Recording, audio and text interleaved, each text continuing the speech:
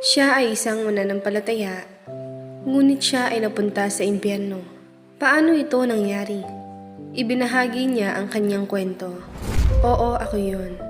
Isang mananampalataya sa Panginoong Hesus ang napunta sa impyerno.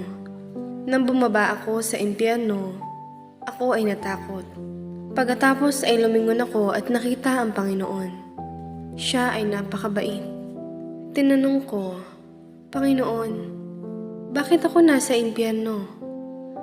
Sumagot ang Panginoon, balikan mo ang iyong buhay.